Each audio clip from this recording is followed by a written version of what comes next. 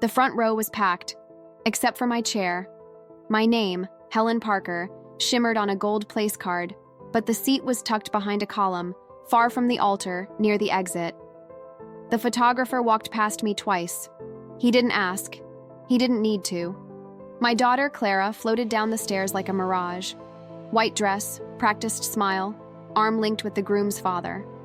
She scanned the room, skipped right over me. Quick, almost invisible. But for a mother, almost as plenty to break everything. People applauded. I did too. The flute trembled between my fingers. No one noticed. Yet somehow it felt like the whole hall could hear my heart cracking. The pianist played Clair de Lune. A cruel irony. Richard chose that song for our wedding 40 years ago. I drew a long breath, smiled like someone accepting a verdict. And in that instant, I decided I would no longer cry over those who chose to forget me. Because silence, my silence, would be worth more than every vow of love spoken that night. She thought pushing me to the margins would make her look less small town. But what she didn't know is that while she posed for the cameras, the real power sat quietly behind the column. The kind of power that doesn't need an audience and doesn't forgive easily. Stick around till the end and hit subscribe, because sometimes the most elegant punishment is simply letting fate do the watching. I remember the first dress I ever sewed for Clara. It was yellow, with tiny embroidered flowers on the sleeves. Richard used to say she looked like the sun running through the backyard, and he'd promised that nothing would ever come between us. Back then, promises still had weight. We lived in an old house, a family inheritance in the suburbs of Boston. Richard worked at an investment firm, and I gave piano lessons at home. Life was simple, but every note, every laugh felt like enough. When he got sick, Clara helped me hide the fear. She was only 13, already talking about New York like it was another planet. After Richard passed, the house became too big. The piano sounded like a memory echoing through the rooms. Clara went off to college and called less often. First it was exams, then work, then the fiancé. And I learned to live on short messages and vague promises of, we'll see each other soon. I was never the controlling type of mother. Maybe I was too kind. I let her choose everything, even the distance. She grew up surrounded by people who believed emotion was weakness, that affection was unsophisticated. And without realizing it, she began to look at me through that same filter. Still, I defended her. When neighbors said Clara seemed distant, I smiled and said, she's just busy. When they asked if I ever felt lonely, I'd answer, I'm fine, I have my piano. But the piano didn't answer anymore. One of those silent nights, I opened Richard's safe for the first time. The keys were hidden inside the book he'd given me on our anniversary, The Sound and the Fury. Inside, papers, stocks, accounts, and a Swiss number I'd never understood. It felt like Richard had left behind a secret meant for the future, and without knowing it, that secret would become the bridge between grief and justice. 3 months before the wedding, Clara called me. Her voice was sweet at first, as if nothing was wrong. Mom, you know I love you, but the wedding needs a more contemporary look. I stayed quiet. She went on. No lace, no old embroidery. And please, don't wear Dad's necklace. The necklace. The same one Richard clasped around my neck the day Clara was born. I swallowed hard. Of course, honey. I want everything to be perfect. That was the first time I realized my presence had to fit inside her image. That a mother's love had turned into an accessory out of fashion. The following months came with messages filled with sugar and poison. No need to bring dessert. We've got catering. Oh, Mom, maybe you shouldn't give a speech. Each line carefully polite, but sharp enough to cut. And I, who once dreamed of seeing my daughter in white, began to dread that day. On the eve of the wedding, I picked up my blue dress.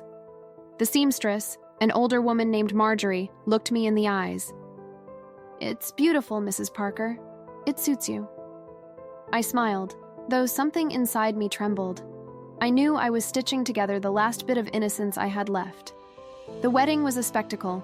Imported cars, floating candles, a garden turned into a magazine spread.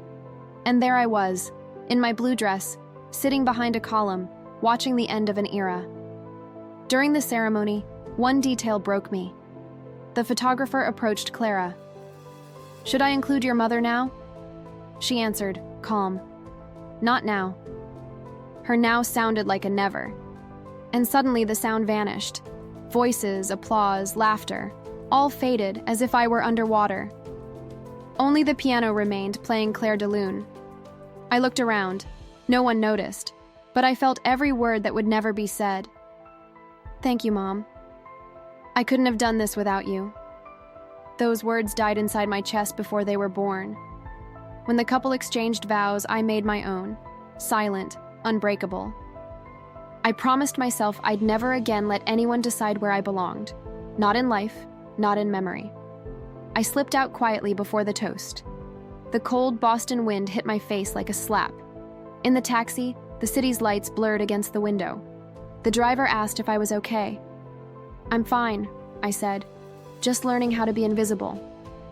But something inside me stirred. Something old, steady, and patient. Richard's inheritance wasn't just money.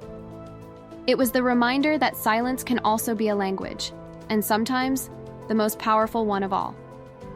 The next morning, before taking off the dress, I called Jonathan Reed, Richard's trusted lawyer.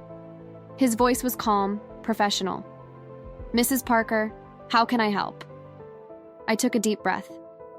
"I need to revise my will." For the first time in years, I felt control. Not over my daughter, but over the story I'd leave behind. What began with a chair hidden behind a column would become the quietest and most expensive turning point of my life. The morning after the wedding, I woke up to the sound of silence. The house felt larger, the clock slower. My blue dress still hung over the chair, and Richard's necklace rested on the vanity. For a moment, I wished it had all been a bad dream.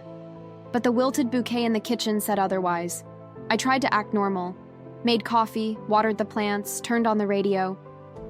But every little movement felt hollow, as if the world had lost its taste. A message arrived from Clara. "Mom, hope you had fun. Wasn't everything beautiful?" I stared at the screen and didn't reply. The words looked like they'd been written by a stranger. Days passed and something in her tone shifted. She started speaking to me with the polite distance reserved for a neighbor. Dry invitations, rehearsed smiles, calculated phrases. Elliot, her husband, talked to me like he was managing an account. "You're an admirable woman, Mrs. Parker," he'd say, never meeting my eyes. Admirable, a word cold enough to be a verdict. Soon I noticed a pattern, curiosity disguised as kindness. Subtle questions. Did Richard ever have a life insurance policy? The Boston house, it's fully paid off, right? I smiled, pretending not to understand. But Richard had taught me how to read people. And Elliot was an open book, too arrogant to hide his greed. One night, Clara called. "Mom, have you ever thought about selling the house? It must be hard to maintain." I took a breath. "This house is what I have left, sweetheart." Silence. Then a short, nervous laugh. "Of course, just a thought." I hung up and looked at the photos on the wall. Her 10th birthday, her first bike ride. Like a child lost in a mall who never wants to be found again. Only now she didn't want to be found. A week later, Jonathan Reed came to visit. He brought folders, contracts, and an expression that mixed respect with concern. "Helen, Richard trusted you for a reason," he said, opening an envelope. And in Zurich, that trust became something very real. Inside were documents, accounts, numbers I could barely pronounce. "All legal, all secure," he assured me. "Just invisible, like you." I smiled. Invisible. The word didn't hurt anymore. It freed me. In the days that followed, I started paying attention. The way Clara avoided certain topics, the way Elliot's eyes tightened when we mentioned inheritance, the feeling that something darker hid beneath all that elegant distance. One night, I heard a phrase on the radio that cut straight through me. "Humiliation is just rehearsal for the comeback." I turned it off and stared at the mirror. For years, I saw a tired woman, apologizing for existing. But that night, the reflection changed. For the first time, I saw a woman who knew exactly what she was doing, and who no longer needed to be seen to hold power. After Jonathan Reed's visit, nothing felt the same. The Zurich document stayed hidden in a blue folder, locked in the second drawer of my piano. For days, I'd open the lid, press a single note, and see the papers glimmer beneath, as if music and secrets breathed together. Jonathan called later that week. "Helen, do you realize how much this is worth?" "No. And I'd rather keep it that way. It's all legal, but maybe it's time to decide who should know and who should never find out." Who should never find out? The phrase echoed. I knew exactly who he meant. So I began to watch tiny things. The tone of Clara's texts, colder, quicker. Elliot's eagerness whenever money came up. He said casually, "Maybe we should consolidate the family accounts. I'm good with investments." I smiled sweetly. How lucky. Richard was good with those too. His smile froze for half a second, and in that flicker, I knew. Arrogance wasn't his only motive. There was a plan. I started digging, opened one of Richard's old hard drives, a relic no one else remembered. Amid photos and receipts, I found emails exchanged between him and Jonathan, dated 15 years earlier. They talked about asset protection, discrete funds, and shielded accounts. Richard had foreseen everything, perhaps even from those he loved. That night, I turned on the lamp and reread every word. Each line felt written for me, for this exact moment.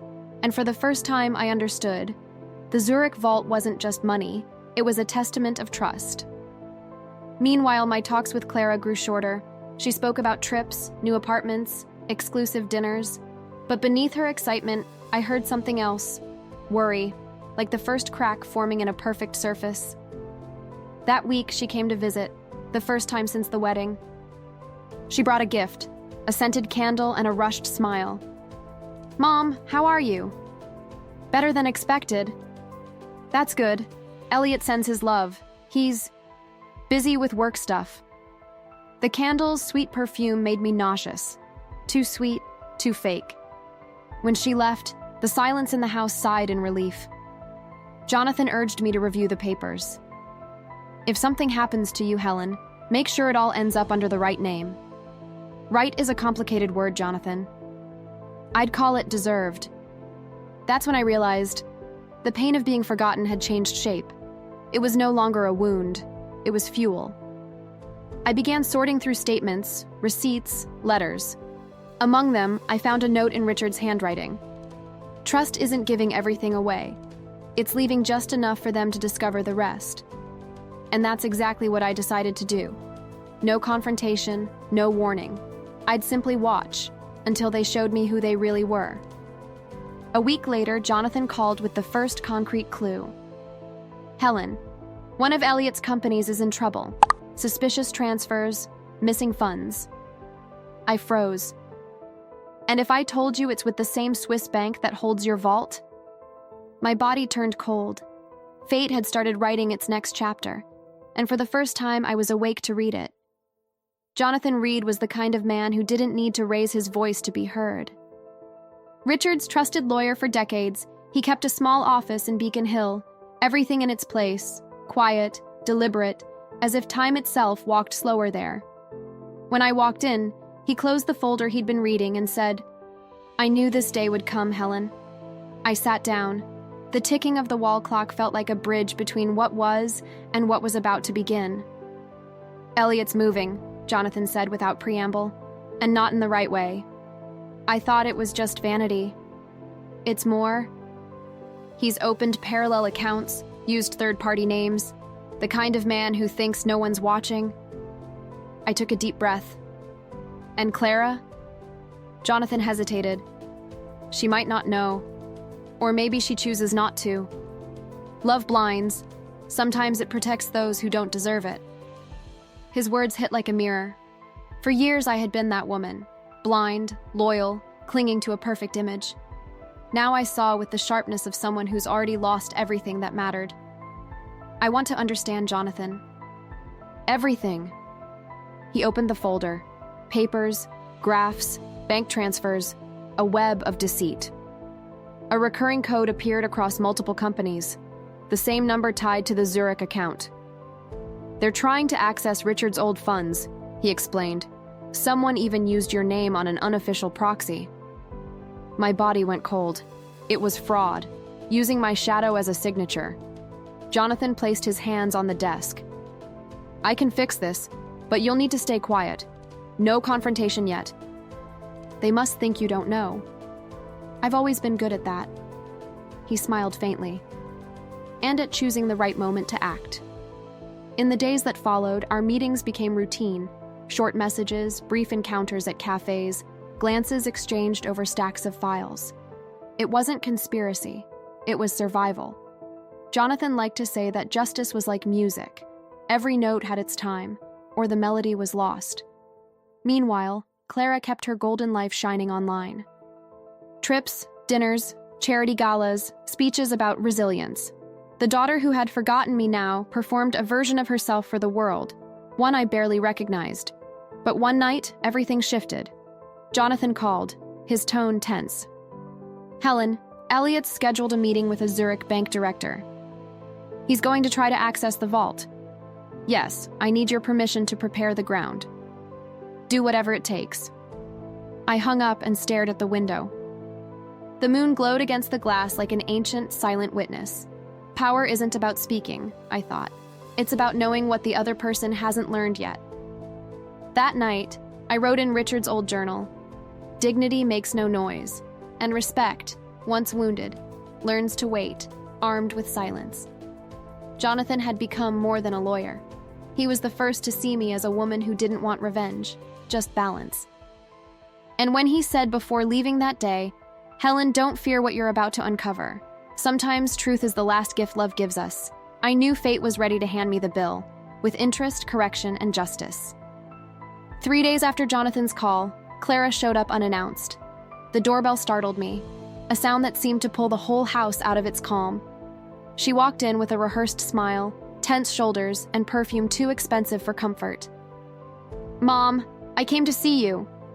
"What a surprise," I said, letting the tea grow cold in my hands. She looked around, inspecting the house as if it were a stage set.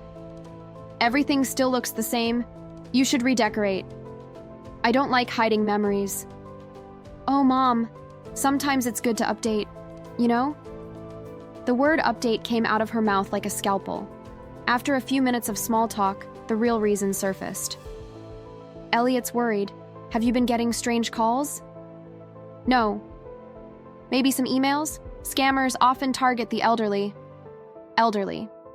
She said it while looking at my hands, as if age were contagious. I felt the chill crawl up my spine. "Clara, if there's something you need to say, just say it." She sighed. "It's just concern, Mom. We know since Dad died, you've been a little confused about paperwork, numbers, those things." I stayed silent. Exactly as Jonathan had predicted. The gaslighting of pity, the attempt to make me doubt myself through kindness. "You really think I don't know what I'm doing?" "Of course you do. I just want to help." Her voice trembled, not from love, but from nerves. And in her eyes, I saw something new. Guilt.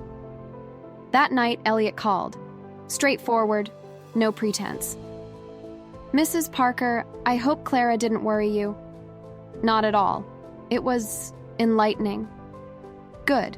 She just worries because, well, sometimes age makes people see problems where there aren't any. And sometimes youth does the opposite, fails to see problems right in front of them." The silence on the other end felt like a small, satisfying victory. In the following days, strange mail began to arrive. Letters from banks I'd never used, family financial advisory offers. Jonathan reviewed everything. The verdict, manipulation. "Classic tactic, Helen," he said. "Financial gaslighting. They discredit you, then swoop in to help. So that's how they erase a mother. That's how they try." I decided to face them on my terms.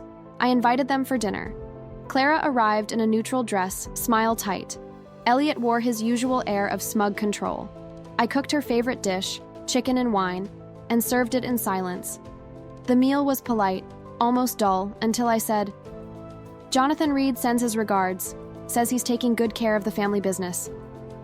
Elliot's fork froze midair. Clara swallowed hard. "Jonathan?" she asked, forcing a light tone. "Yes." He said I'm still lucid enough to notice when someone tries to belittle me. Silence. Thick. Elegant. Elliot recovered first. "No one's trying to belittle you, Mrs. Parker. We just want to protect you." "Then protect your wife, not my memory." He looked down. Clara avoided my eyes, and for the first time I realized their fear was greater than mine. When they left, I closed the door slowly.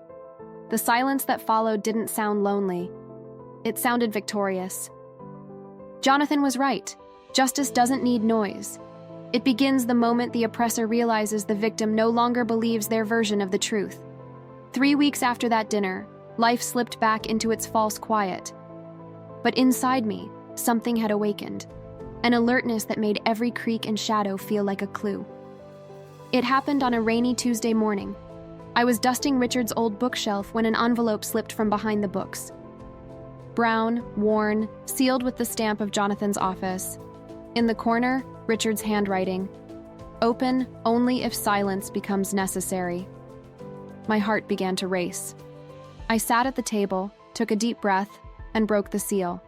Inside were copies of emails, statements, and a name that froze my blood, Elliot Hughes. Dated 8 years before the wedding. Richard and Jonathan had been discussing a financial intermediary trying to manipulate family investments. A young broker from New York, charming, ambitious, the same Elliot. Richard's words hit like thunder. Too clever to be honest.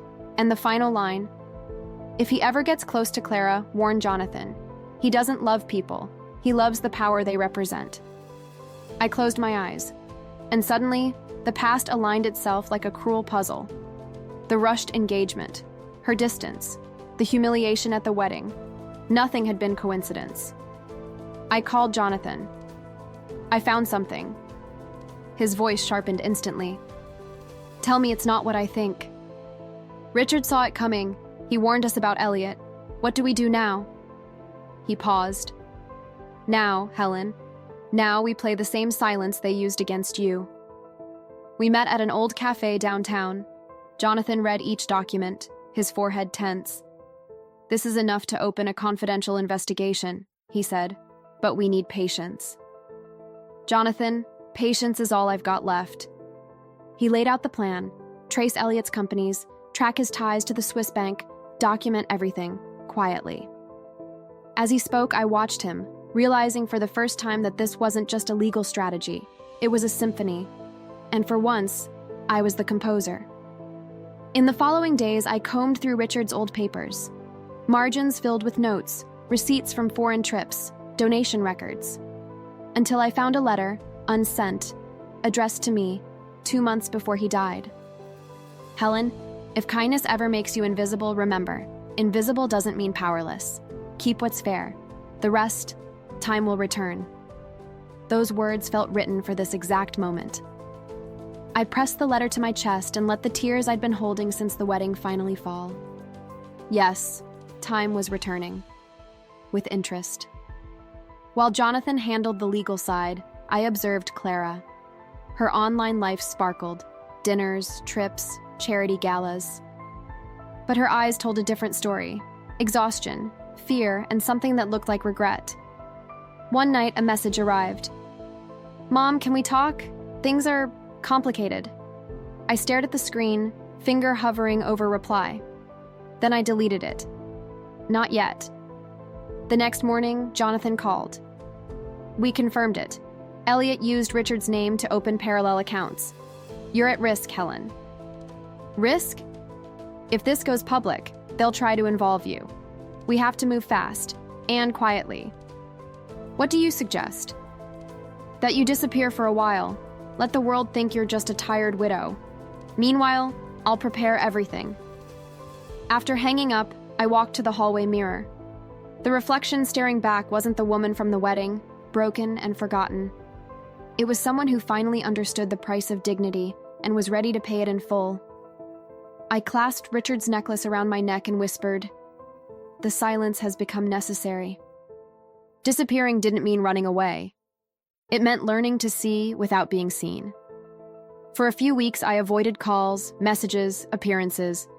Boston turned into a map of silences, and each street felt like an ally. Jonathan took care of the legal front. I focused on watching. He taught me how to read bank statements like love letters, searching for emotion between numbers. And there it was, small, regular transfers from one of Elliot's shell companies to another under the name Clara P. Consulting. My body went rigid. She knew. Not everything, but enough to keep quiet. The pain was physical, a nausea made of disbelief and love colliding. I wrote in my journal, "Betrayal is when the other person's silence answers before you even ask." Jonathan urged patience. "Helen, not yet." "I don't want confrontation," I said. "I want awareness." "Then prepare yourself. What's coming isn't light." Days later, he showed up with a brown envelope. "The audit I ordered found something serious," he said. "Elliot diverted millions from investment funds and forged your digital signature. He used me as a bridge." "Yes, but what he doesn't realize is the trail leads straight back to him." I laughed, bitter, almost relieved. Destiny has an impeccable sense of irony, Jonathan. The next day, Clara appeared, dark circles under her eyes, voice trembling. "Mom, are you angry with me?" "No, sweetheart. I'm just learning how to listen to silence." She broke into tears. "I didn't know what Elliot was doing. I just wanted you to like him." "I didn't have to like him, Clara. I just needed him to respect you." For a moment, I saw the little girl hiding behind my piano curtain, begging me not to argue with her father. But compassion couldn't rewrite the facts. "Mom, he's in trouble," she whispered. "And if you could help, maybe..." I met her eyes. "The kind of love that asks for silence doesn't deserve charity, Clara." She lowered her head. "He said Dad left some accounts. Your father left values, my dear. There's a difference." After she left, I called Jonathan. She came by, asked for help. "And you?" I gave her what she deserved, words, not money. That night, I spread the files across the living room floor, turned on the record player. Claire de Lune filled the room again. No longer a memory, but a warning. Among the papers, I found a contract dated 3 months before the wedding, signed by Elliot and a Swiss investor. It mentioned a merger using Richard's funds that only I could authorize. The digital signature was clumsy, counterfeit. I sent a copy to Jonathan. He replied within minutes. "This is it, Helen. It's enough. We can file the case. But understand, it will destroy their lives." "Jonathan," I wrote back, "what destroyed their lives was greed. I'm only turning on the lights." For caution's sake, he asked me to update my will. We spent hours revising every clause. At the end, he asked, "And about Clara?" I looked out the window. Rain tapped against the glass like impatient fingers. "Love doesn't vanish, Jonathan. It just changes accounts." When we were done, I placed the new will inside the safe, right beside a family photo, me, Richard, and Clara, before everything. A reminder that revenge doesn't need hate, only memory. The next morning, Clara texted, "Mom, I'm scared. Elliot's acting strange." I didn't reply. Fear is the first step toward truth, and destiny, as always, was simply fulfilling what had already been written. Jonathan called early in the morning, his voice low and urgent. "Helen, I think I found someone who can confirm everything." "Who?" "A woman, former employee at the Zurich bank. She worked in compliance and saw Elliot's transactions. She knows he used your digital signature." "And why would she talk?" "Because her husband was fired over a similar fraud. She wants to clear his name." By late afternoon, we met in a small hotel near the harbor. She introduced herself as Amelia Strauss, mid-40s, Swiss accent, calm eyes hiding exhaustion. She carried a folder and a quiet kind of fear. "Mrs. Parker," she said, "what I'm about to show you shouldn't exist, but sometimes the truth must be disobedient."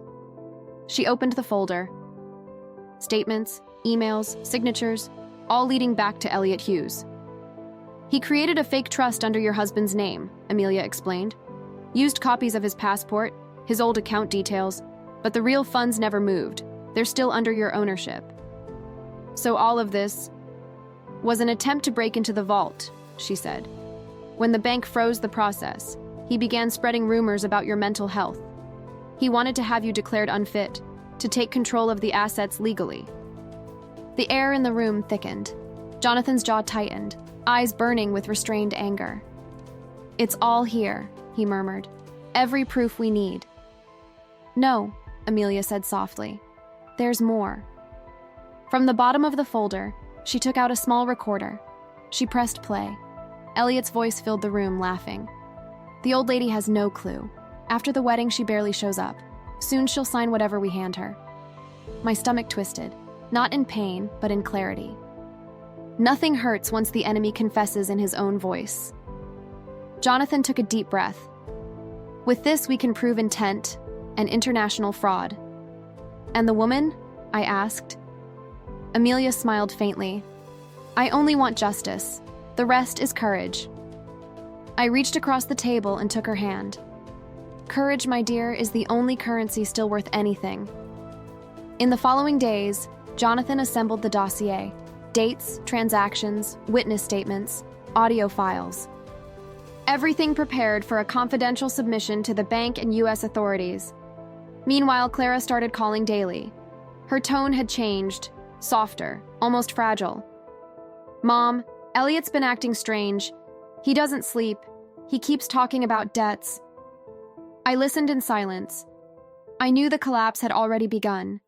Destiny was simply collecting payment. Then Jonathan asked me for one last favor. "Helen, I need you to deliver this envelope personally to the Boston branch. Don't explain anything, just hand it over. And afterward? Then we wait." The next morning, I wore the same blue dress from the wedding. Walked into the glass building, steady steps, quiet resolve. Handed the sealed envelope to the manager, nodded politely, and left. In the reflection of the automatic doors, I saw a woman who'd finally reclaimed her own face. That evening, Jonathan called. They opened an internal investigation.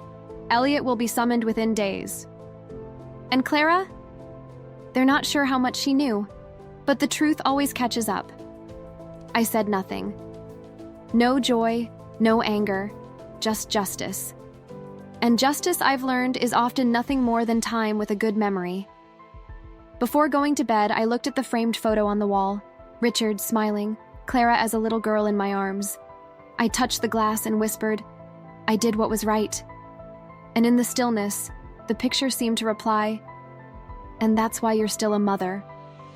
3 days after I left the envelope at the bank, the phone rang. It was Clara. Her voice trembled, urgent. "Mom, we need to talk. Now." "Of course, dear. Come over." Minutes later, her car pulled up in front of the house. When she walked in, I saw the pale face, the swollen eyes. Elliot followed, composed but too still, like a man rehearsing danger. "Mom," Clara began, "something terrible has happened." "I can imagine." Her eyes widened. "What do you mean?" "I'm only guessing. Go on." Elliot stepped forward. "We were informed of a ridiculous accusation. Someone claims we tried to access offshore funds." "What a shocking thing." "Exactly," he said, forcing a laugh. "The bank says they received documents with your name. Clearly a misunderstanding." "Clearly." He leaned closer. "We thought you could help fix this. Withdraw the complaint." Withdraw. The word dripped in the air like slow poison. I felt my skin prickle. Clara took my hand. "Mom, if this spreads, his career will be over. My marriage will be over. Everything will fall apart. What falls apart, sweetheart, is what was never built right." Her face lost its color. Elliot cut in, sharper now. "Mrs. Parker, you're confused. Maybe your lawyer misled you. Jonathan Reed is a decent man, I said evenly. And so am I. Are you? Because at your age, old enough to recognize a threat when I hear one. Silence, thick and tense. He stepped back a little. Clara began to cry. Mom, please. Do you know what hurts me most, Clara? Not the fraud. The silence. You knew something, didn't you? She looked away. Her silence answered for her. Elliot straightened up, voice hard. You don't understand what you're doing. This could destroy you too. They've tried before, Mr. Hughes. The difference is, now I know how to rebuild. He turned toward the door, jaw clenched. Think carefully, Helen. Everyone has something to lose. Not everyone. Some of us already lost fear. When they left, the air in the house lightened as if I'd opened a window that had been shut for years. I sat on the sofa, breathing deeply, and called Jonathan. They came. Did they threaten you? They tried to measure me, chose the wrong scale. He laughed softly, though his tone was tight. They're desperate, Helen. The bank notified the FBI. If they make another move, tell me immediately. They won't. Men who manipulate accounts rarely know what to do when the truth looks them in the eye. Still, the intimidation began. The quiet kind. Anonymous calls. Friendly warnings. One morning, the gate stood ajar, though I was sure I'd locked it. I didn't panic. I simply left a camera on and waited. That afternoon, a black car stopped in front of the house. Elliot stepped out, scanned the street, and drove away. Jonathan reviewed the footage and sent it to the bank's attorneys. They're digging their own graves, he said. Arrogance is always the last signature of the guilty. That night, Clara texted me, Mom, what's going to happen to us? I took my time replying, whatever's fair. The truth was, by then, I no longer needed to defend myself. Fate had taken over the task. All I had to do was wait for the fall and make sure it arrived with dignity. I closed the curtains, sat at the piano, and played the same melody as always. But this time, it didn't sound like grief. It sounded like closure.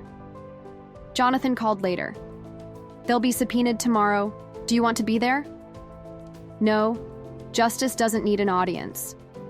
And if they reach out again? I'll just smile. Their fear is my rest. When I hung up, the lamp reflected on the window like a lone star. And I thought, those who learn to live invisible are never prisoners of absence again. For the first time, I could feel it, the story finishing its own music.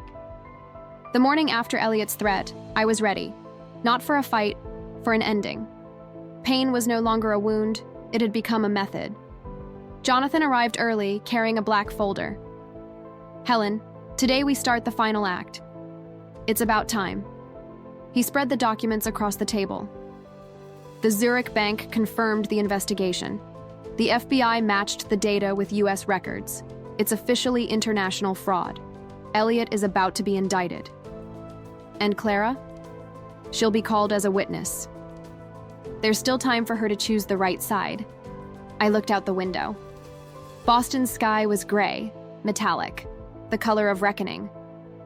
Then let's give truth the stage it deserves. Jonathan outlined the plan. A synchronized sequence of actions, controlled disclosure, account freezes, and a letter to Elliot's board of investors, signed by me, announcing the investigation. No scandals, just light, cold, precise, unstoppable. Helen, he warned, once we send this, there's no turning back. Jonathan, I spent a lifetime thinking silence protected me. Now it's my weapon. That afternoon, we began. I signed every paper with steady hands, sent the letter, and, at Jonathan's suggestion, recorded a short video for the Swiss bank. I'm Helen Parker. For years, my name was used without consent. I don't seek revenge, only clarity. I trust that truth will find its proper path. No drama, no hate, just the voice of a woman who finally knew her worth. Jonathan watched me silently, eyes glistening. You speak like a judge, Helen. No, like a woman tired of being the defendant. Within a week, the first results arrived. Elliot was suspended from his own firm. His partners, alerted by Jonathan, cut ties. His accounts were frozen. The media caught the scent. Corporate fraud with international ties. Clara called me, panic in her voice. "Mom, it's all over the news. Elliot's under investigation." And he denied it? Silence. "He's trying, but the evidence doesn't care about feelings, sweetheart. It simply exists." On the other end, I heard muffled sobs. "I just wanted a beautiful life, Mom." "Beautiful isn't the same as dignified, Clara." I hung up and looked at Richard's portrait above the fireplace. "The music's nearly over, my love." And in my heart, I could almost hear him reply, "Then play it to the last note." That night, Jonathan called again. "We did it. Elliot will testify in Zurich, the US. Prosecutors are already coordinating. So it's over." "Not yet. You still have to decide what to do with the money." I smiled. "The money was never the problem, Jonathan. Respect was." Later, I sat at the piano, opened the safe, took out Richard's letter and the new will, added one last amendment. Half of the estate would fund a foundation for elderly women defrauded by family members. The other half, scholarships for young musicians in Richard Parker's name. Not a cent for Clara, but legacy, yes. The next morning, I handed everything to Jonathan. "This will change lives, Helen, including mine." 2 days later, the headlines appeared. "Boston widow Helen Parker donates millions to social foundations." The name they once tried to erase was now printed with quiet dignity. Elliot tried to call. I didn't answer. Clara sent a message. "Mom, I don't know what to say." "Then say nothing, dear. Sometimes silence is the only inheritance worth leaving." That night, I slept soundly for the first time in years. The house breathed with me, and I understood. Justice isn't punishment, it's balance. Jonathan came by the next day. "The hearing soon. Will you attend?" "No, I'd rather listen to Claire de Lune." He smiled. "Then play, Helen. Justice is already in tune." And so I did. Each note sounded like something, or someone, finally finding its rightful place. The night before the Zurich hearing, Jonathan called. His voice carried the weight of polished wood, steady, aged, and deliberate. "Helen, the court accepted your statement by video. You won't need to appear in person. Shall I keep it that way?" I looked at the piano, its closed lid catching the lamplight like a dark lake. "Yes, the stage is theirs. My part is just to tell the truth." After we hung up, I stood in the middle of the room, listening to the hum of the heater and the thin whisper of wind against the windows. I thought of Richard, of Clara as a little girl, her laughter echoing down the hall, of the blue dress hidden behind a column, the trembling glass, the piano muted by shame. My body remembered everything, but my heart was calm. Peace, I realized, sometimes arrives only after everything has burned. The next morning smelled of fresh coffee and old paper. I tied my hair, put on a simple sweater, and sat in front of the laptop. Jonathan appeared first, punctual as always in his modest gray suit, a man designed not to attract attention. "Ready?" he asked. "I've been ready for months." The screen split into panels. The Zurich bank's representative, a prosecutor with sharp glasses and a sharper gaze, and Elliot. He looked pale, stripped of his usual arrogance. Beside him, a chair stood empty. Then another frame blinked on. Clara, head down, no makeup, her face clean of performance. My chest tightened. A mother's reflex never dies. The prosecutor's voice was precise, almost surgical. "We are here to investigate the fraudulent use of identity, unauthorized access to international assets, and digital forgery involving Mrs. Helen Parker." Pause. "Mrs. Parker, please confirm your identity for the record." "I'm Helen Parker, widow of Richard Parker. I confirm." Elliot adjusted his tie, a small nervous tug. He met my gaze on the screen and faltered. Cowards fear calm eyes. "Play the audio," the prosecutor ordered. Amelia Strauss appeared in another frame, introducing herself and confirming her former position at the bank. Then came the recording, Elliot's voice laughing. The old lady has no idea. After the wedding, she barely shows up. Soon she'll sign whatever we want. Silence. The loudest kind. The kind that erases oxygen. Clara covered her mouth, instinctive, childlike. Elliot tried to speak, but his lawyer's hand pressed down on his wrist. The prosecutor turned to me. "Mrs. Parker, do you recognize this digital signature?" She displayed the forged document on screen. "I recognize that it isn't mine," I said calmly. "And I recognize that whoever tried to copy me never paid attention. I always date the lower left corner. This one doesn't." The banker nodded, jotting down a note. Jonathan's quiet cough reminded me he was still there, my silent witness. "Mr. Hughes," the prosecutor said, "would you like to comment on the recording?" He cleared his throat. It was a joke, out of context. "Jokes don't create fake trusts or apply for restricted access keys," she replied coldly. She projected charts, arrows, timelines, balances, a map of greed. Amelia provided the data: IP addresses, timestamps, intermediary accounts. With each detail, Elliot shrank a little further in his chair. Masks are heavy when faces stop holding them up. Then Clara spoke. Her voice was fragile, breaking at the edges. "I thought he was exaggerating when I asked questions. He called it strategy. I wanted to believe him." The prosecutor's tone softened slightly. "Mrs. Hughes, records show you received payments from his company under a consultancy contract. Is that correct?" "Yes, small ones. I helped with events." "Did you know the source of those funds?" "No, I don't know what I knew anymore." It was honest enough to hurt. I thought of her first yellow dress, the one I'd sewn by hand, of the sugar-laced messages before the wedding. Both memories lived inside the same mother. "Mrs. Parker," the prosecutor continued, "can you describe in your own words what happened the day of your daughter's wedding?" I closed my eyes for a breath, folded my hands like a rest between notes. I was seated behind a column. My name was visible, but I wasn't meant to be. That day, I realized image mattered more than memory. And I decided I wouldn't be the one paying for that choice. The prosecutor wrote something down. Somewhere, in an official file, humiliation had found a legal definition.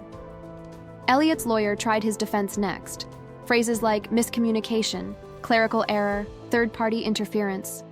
When he finished, Amelia spoke again, calm and lethal. "There was no system error. There was intent, and it's all documented." Jonathan leaned toward the camera. "Mrs. Strauss is risking a great deal by testifying. I think we should acknowledge her courage." The prosecutor nodded once. Then she faced Elliot. "Mr. Hughes, will you cooperate with the authorities?" Cooperate. That polite word that means confess before it's too late. He hesitated, glanced at Clara. She looked down, silent. For a fleeting second, I saw him weigh his soul and choose pride instead. "I have nothing to add," he said. The prosecutor straightened her papers. "Very well. Effective immediately, all accounts and entities under investigation will be suspended.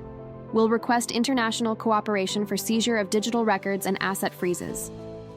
Jonathan exhaled audibly. Decades of loyalty rewarded in one breath.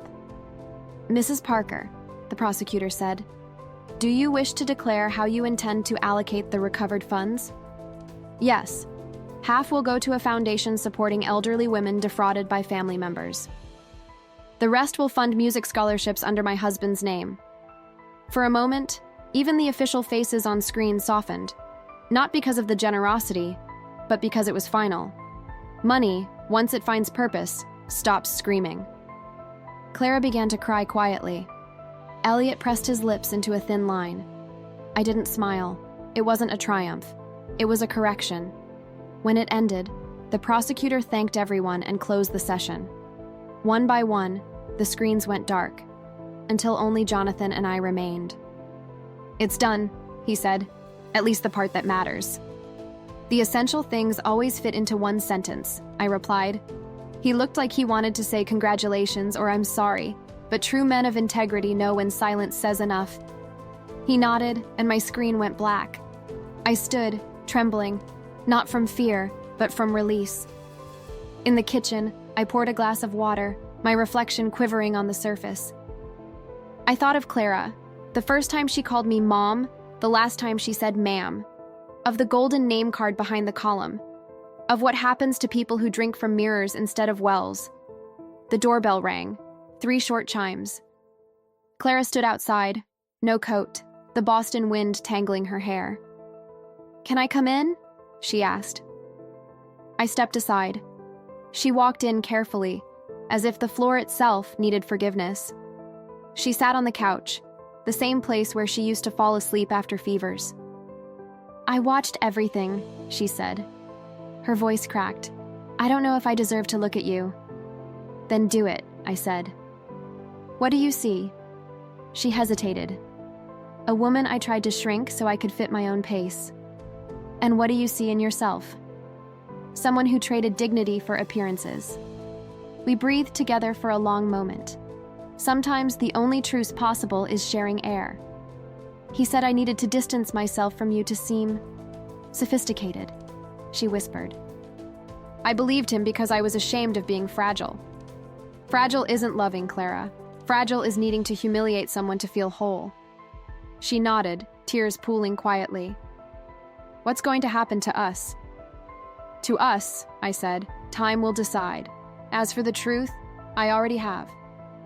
She looked at her hands as if searching for a childhood charm. "Will you ever forgive me?" Forgiveness isn't a blank check. It's a receipt. It only exists once something's been paid. "And what's the price?" "Change." My phone buzzed. A message from Jonathan. "Measures confirmed. They've been officially notified." I replied, "Thank you." Clara wiped her tears. "Did you think of me?" she asked, "when you decided what to do with the money?" I thought about what money does to people and what music did for me. She wept again, not from guilt this time, but from surrender, the honest kind. "I want to ask one thing," she whispered. "When the dust settles, will you let me hear you play again?" I glanced at the piano. It waited like a chair saved for someone who finally arrived. "Maybe," I said, "when you can sit without hiding anyone behind you." She nodded, wiped her face, and stood. At the door, she turned back. "Thank you for not yelling." "Echoes only feed the wrong rooms," I said. When she left, the house didn't feel bigger. It felt right. I ran my hands along the wooden table, the cool metal of the doorknob, the ceramic vase by the window. Then I sat at the piano, lifted the lid, and let my fingers rest. Claire de Lune began softly, like forgiveness humming under its breath. I saw myself again, young, barefoot in the kitchen with Richard, the world no larger than a song. The phone rang once more, a new number.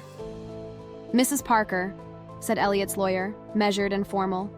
"My client wishes to cooperate. Would you consider a statement on his behalf?" "No." "Not even for your daughter's sake?"